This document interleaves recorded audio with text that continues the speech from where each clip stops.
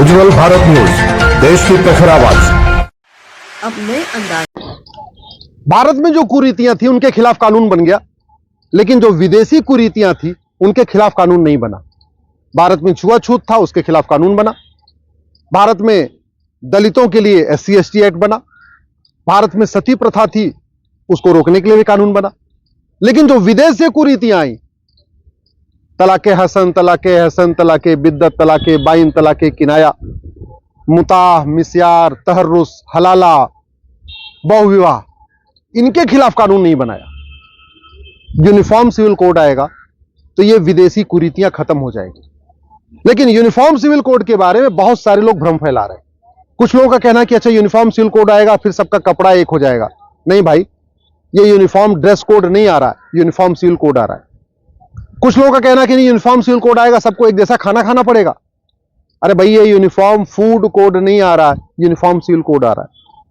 कुछ लोगों का कहना है कि नहीं, सबका एक जैसा त्योहार मनाना पड़ेगा। ये यूनिफॉर्म फेस्टिवल कोड नहीं है, यूनिफॉर्म सिविल कोड है।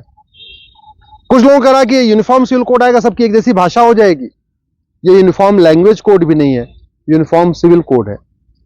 तो यूनिफॉर्म सिविल कोड आने से लोगों की पर्सनल लाइफ में कोई फर्क नहीं पड़ेगा। जो मंदिर में शादी करते हैं वैसे ही करेंगे, जो काजी आके निकाहनामा पढ़ाता है वैसे ही पढ़ाएगा। यूनिफॉर्म सिविल कोड आने के बाद लोग त्योहार अपने हिसाब से मनाएंगे, कपड़ा अपने हिसाब से पहनेंगे, भाषा अपनी बोलेंगे, बाकी सब एज इट इज चलता रहेगा, कोई फर्क नहीं पड़ेगा। यूनिफॉर्म सिविल कोड आने से कुरीतियां खत्म होंगी और भारत की संस्कृति मजबूत होगी। यूनिफॉर्म सिविल कोड आने से शादी विवाह की उम्र एक समान हो जाएगी, और ये होना भी चाहिए। ऐसा क्यों हो कि हिंदू की बेटी की शादी की उम्र 18 साल हो मिनिमम एज, और मुस्लिम बेटी की शादी की जो मिनिमम एज 9 साल क्यों भैया? उसने कौन सी गलती की है? अगर वो मुस्लिम के घर में पैदा हो गई, उसकी शादी, उसका बाल विवाह कर दोगे, उसका 9 साल में शादी कर दोगे? और पूरी दुनिया के 125 देशों में शादी की उम्र बराबर हो चुकी, और भारत में आज भी 9 साल चल रही है। तो यूनिफॉर्म सिविल कोड आने से शादी की उम्र समान हो जाएगी, इसका फायदा मुस्लिम बेटियों को मिलेगा। यूनिफॉर्म सिविल कोड आएगा, ग्राउंड्स ऑफ डिवोर्स और प्रोसीजर ऑफ डिवोर्स, ये सबके लिए एक समान हो जाएगा। हिंदू, जैन, बौद्ध, सिख में जो डिवोर्स होता है फैमिली कोर्ट के जरिए होता है। हिंदू, जैन, बौद्ध, सिख का जो डिवोर्स होता है उसका ग्राउंड क्लियर है कि भाई किस किस आधार पर डिवोर्स होगा। लेकिन मुस्लिम बेटियों को जो तलाक मिलता है उसका कोई ग्राउंड ही नहीं है और कोई प्रोसीजर भी नहीं है। आज भी तलाके बिद्दत भले खत्म हो गया 3 तलाक, लेकिन तलाके हसन, तलाके बाइन, तलाके किनाया तो चल रहा है ना। आज भी ईमेल पे तलाक हो रहा है, कुरियर से तलाक हो रहा है, चिट्ठी भेज के तलाक हो रहा है। मौखिक तलाक भले बंद हो गया, लेकिन ईमेल पे और कुरियर पे और चिट्ठी भेज के SMS से तो आज भी हो रहा है। और 4 ट्रिपल तलाक भले खत्म हो गया, 4 तरीके के तलाक आज भी चल रहे। तो ये जब चारों तलाक खत्म हो जाएंगे, जो विदेशी कुरीति है, तो फायदा तो मुस्लिम बेटियों को होगा ना। सबका डिवोर्स कोर्ट के जरिए होगा, फायदा किसको होगा? मुस्लिम बेटियों को होगा। गुजारा भत्ता सबको मिलेगा, फायदा किसको होगा? मुस्लिम बेटियों को। हिंदू, जैन, बौद्ध, सिख में गुजारा भत्ता पहले ही मिलता है। जो गुजारा भत्ता नहीं मिलता है वो मुस्लिम बेटियों को नहीं मिलता। तो यूनिफॉर्म सिविल कोड आने से उनको भी गुजारा भत्ता मिलेगा। यूनिफॉर्म सिविल कोड आएगा, मुस्लिम बेटियों को बच्चा गोद लेने का अधिकार मिल जाता है। अभी उनको गोद लेने का अधिकार नहीं है।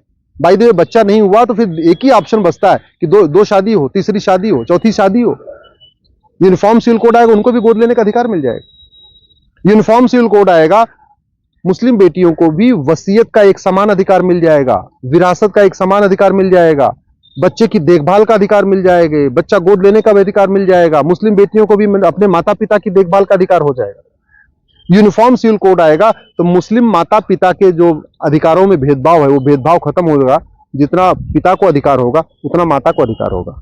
यूनिफॉर्म सिविल कोड आएगा तो जो मुस्लिम पति पत्नी में जो भेदभाव है प्रॉपर्टी राइट के मामले में वो खत्म हो जाएगा, एक समान अधिकार हो जाएगा। यूनिफॉर्म सिविल कोड आएगा तो जो बेटे बेटी के बीच में भेदभाव है मुस्लिम में वो खत्म हो जाएगा, एक समान अधिकार हो जाएगा। यूनिफॉर्म सिविल कोड आएगा, एक पति एक पत्नी का नियम सब पे लागू हो जाएगा। तो हिंदू, जैन, बौद्ध, सिख में पहले से ही है। जो समस्या आ रही है मुस्लिम बेटियों के साथ हो रही है, उनके यहां सौतन आ रही है, तो एक पति एक पत्नी का नियम लागू होगा तो मुस्लिम बेटियों को फायदा होगा। अगर आप टोटलिटी देखें तो यूनिफॉर्म सिविल कोड का सबसे ज्यादा फायदा मुस्लिम बेटियों को होगा। उसके बाद थोड़ा सा फायदा पारसी बेटियों को होगा कि अभी वो गैर पारसी शादी करती हैं तो उनका प्रॉपर्टी राइट खत्म हो जाएगा। थोड़ा सा फायदा क्रिश्चियन बेटियों को होगा क्योंकि अभी उनका जो कूलिंग पीरियड है वो 2 साल का है, वो 6 महीने का हो जाएगा। लेकिन हिंदू, जैन, बौद्ध, सिख को कोई फायदा नहीं होना इसमें। लेकिन डिमांड कर रहे हैं हिंदू जैन बौद्ध सिख, विरोध कर रहे हैं मुस्लिम नेता। आप जरा इसको सोचिए। और जानते हैं क्यों? क्योंकि जब मुस्लिम बेटियों को भी हिंदू जैन बौद्ध सिख के बराबर अधिकार हो जाएगा तो उनकी जहालत खत्म हो जाएगी। उनकी शादी की उम्र जब 18 साल हो जाएगी तो कम से कम 12वीं पास कर लेंगी, कोई उनको भ्रमित नहीं कर पाएगा। और वैसे भी ये संविधान कहता है भारत में यूनिफॉर्म सिविल कोड लागू होना चाहिए। संविधान का मतलब ही होता है समान विधान, संविधान, ऐसा विधान जो सबके लिए समान हो। और ये यूनिफॉर्म सिविल कोड आज से नहीं, हजारों साल पहले भगवान श्री राम लागू कर चुके हैं। एक पति एक पत्नी का नियम भगवान श्री राम आज के हजारों साल पहले लागू कर चुके हैं। इसलिए उन्होंने खुद भी एक विवाह किया, लक्ष्मण जी ने एक विवाह किया, भरत जी ने एक विवाह किया, शत्रुघ्न जी ने एक विवाह किया। हम दो हमारे दो का नियम हजारों साल पहले भगवान श्री राम लागू कर चुके हैं। इसलिए भगवान राम के 2 बच्चे हुए, लक्ष्मण जी के 2 बच्चे, भरत जी के 2 बच्चे, शत्रुघ्न जी के 2 बच्चे। ये कोई नई बात नहीं है और ये जरूरत भी है यूनिफॉर्म सिविल कोड। क्योंकि जब भारत को हम कह रहे हैं ये सेकुलर कंट्री है, भारत में संविधान है, संविधान मतलब समान विधान है, और भारत में हम कहते हैं कि नहीं हिंदू जैन बौद्ध सिख सबका एक समान अधिकार है, तो फिर समान नागरिक संहिता में क्या दिक्कत है? और शरिया चाहिए किस लिए? 1937 वाले कानून से चाहिए। किसने बनाया था? अंग्रेजों ने। अंग्रेजों से इतना प्यार है। पहले तो कहते हैं कुछ हमारा भी खून शामिल है यहां की मिट्टी में, और अंग्रेजी प्यार से इतना प्यार है, करें हमको अंग्रेजों वाला 1937 वाला कानून चाहिए। कैसे मान लें कि आपको यहां की मिट्टी से प्यार है?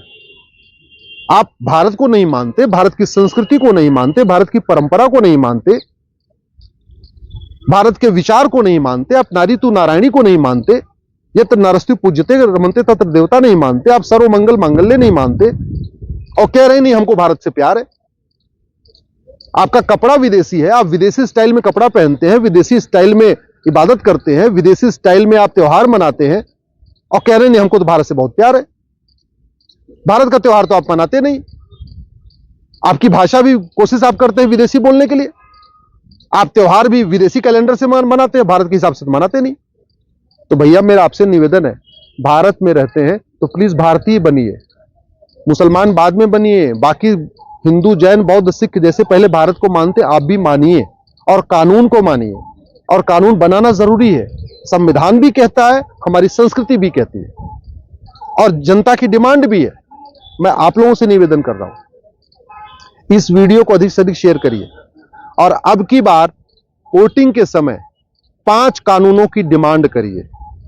किसी पॉलिटिकल पार्टी को आंख बंद करके वोट मत करिए। वोटिंग करने से पहले अपने फेसबुक पे लिखिए हमें समान शिक्षा कानून चाहिए, हमें समान नागरिक संहिता कानून चाहिए, हमें घुसपैठ के खिलाफ कठोर कानून चाहिए, हमें धर्मांतरण के खिलाफ कठोर कानून चाहिए, और हमें जनसंख्या विस्फोट के खिलाफ कठोर कानून चाहिए। अब डॉक्टर को देख के वोट मत करिए, अब दवा देख के वोट करिए।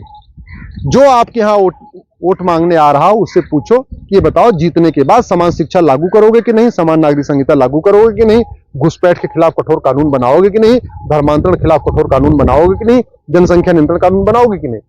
अगर वो इस 5 कानूनों पे हाँ करे तो उसको वोट करिए। जो 5 कानूनों के बारे में शांत रहे उससे कह दीजिए भैया नमस्ते, हम अपनी इच्छा से वोट दे लेंगे। इस बार आप केवल और केवल मुद्दों के आधार पर वोट करिए, केवल मुद्दों के आधार पर। और मैं इसलिए कह रहा हूं कि आज के नेता 25 साल के बाद आपके बच्चों को बचाने नहीं आएंगे।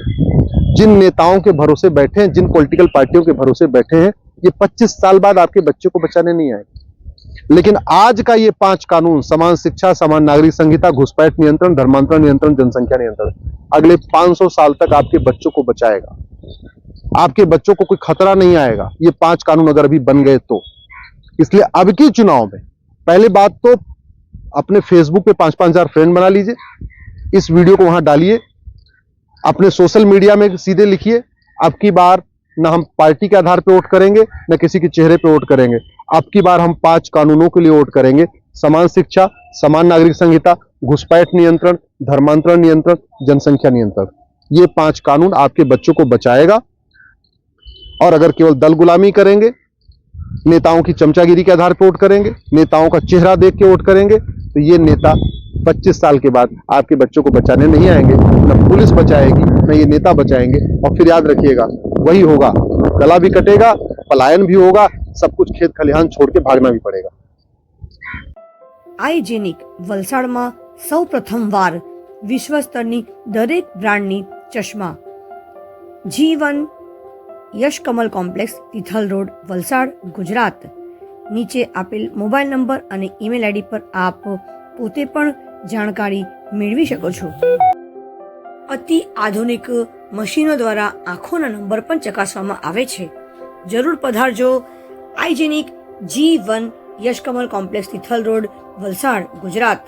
નીચે આપેલ મોબાઈલ નંબર અને મેલ આઈડી પર તમે પોતે જાણકારી મેળવી શકો છો. કેમ છો મિત્રો? હું Mohit Chandrakant Patel, owner of hygienic optical and vision therapy clinic. હું છેલ્લા 5 વર્ષથી આ ફિલ્ડમાં છું અને છેલ્લા 2 વર્ષથી હું અહીંયા લોકોની આંખોની સારવાર કરું છું. મને 5 વર્ષ મોર દેન 5 વર્ષનો એક્સપિરિયન્સ છે અને હું વિઝન થેરાપીમાં ઘણો એક્સપિરિયન્સ છું. હું નાના બાળકો જેવા કે જે બાળકોને આંખ ત્રાસી હોય છે કે જે લોકોને લેઝી આય હોય છે એ લોકોની સારવાર કરું છું. નોન સર્જિકલ અને સાયન્ટિફિક રીતે સારવાર કરીએ છીએ. મારો સાથે ક્લિનિક સાથે ઓપ્ટિકલ પણ છે અને મારી પાસે વર્લ્ડની નોન બ્રાન્ડ જેવી કે રેબન, વોક, કરેરા, 7 સ્ટ્રીટ, સ્કોટ જેવી મોટી બ્રાન્ડોની ડીલરશીપ છે. હું ઓથોરાઇઝ સેલર છું. તો આજે જ તમે મારા ક્લિનિક પર પધારી શકો છો અને હું તમારી આંખ માટે એકદમ શ્રેષ્ઠ સજેશન આપી શકું છું. Thank you.